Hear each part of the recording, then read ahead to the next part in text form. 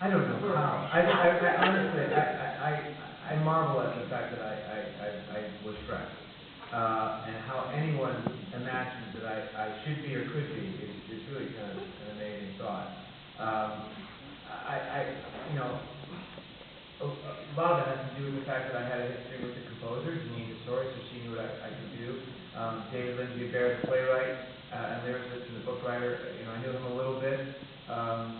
And I also knew the director too. The director and I went to college together, so he had an understanding of who I was.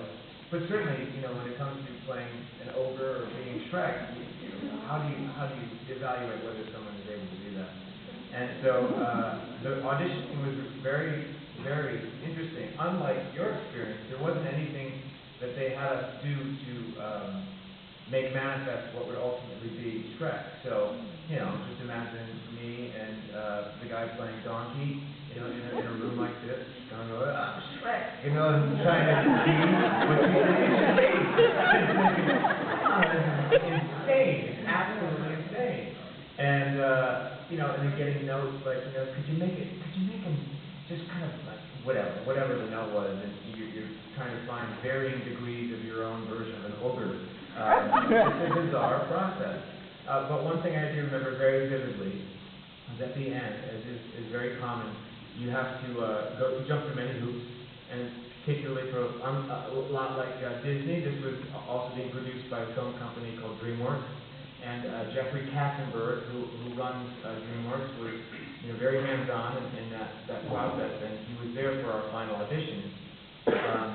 And myself and Donkey were out in the other room after doing our scene, and we were pulled back in, and Jeffrey Katzenberg, being a kind of a newcomer to the ways of the theater, you know, it was his turn to speak to us, and he says to his colleagues, he said, I asked my colleagues here who have created the show if it's ever customary for the actors to find out if they've received the part at the audition. They all said to a person, absolutely not.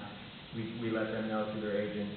But I'm a different person, and I'm kind of a newcomer, so I'd like to tell you that you are Shrek and you are Donkey. I never, ever dreamed that anyone would say, you're Shrek. but believe me, when he said that I was, it was an incredible feeling.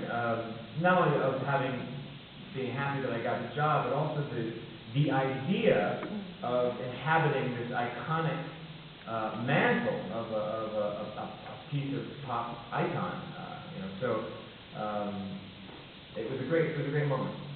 And so when you got home and you saw your wife, and when you walk in, honey, the conversation after that was very quickly with my daughter, who at the time was in second grade. And no, she wasn't. Her first question is, do you have to kiss anyone? I wasn't thinking. I said, no, he's an ogre. Of course, the whole story goes to the main point is that he kisses Fiona, and they fall in love. I'd forgotten about that. She was very concerned about it, but she was a little freaked out by the whole thing. She couldn't quite understand.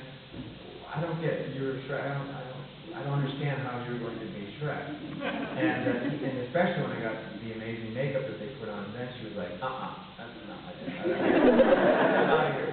So that was an interesting thing.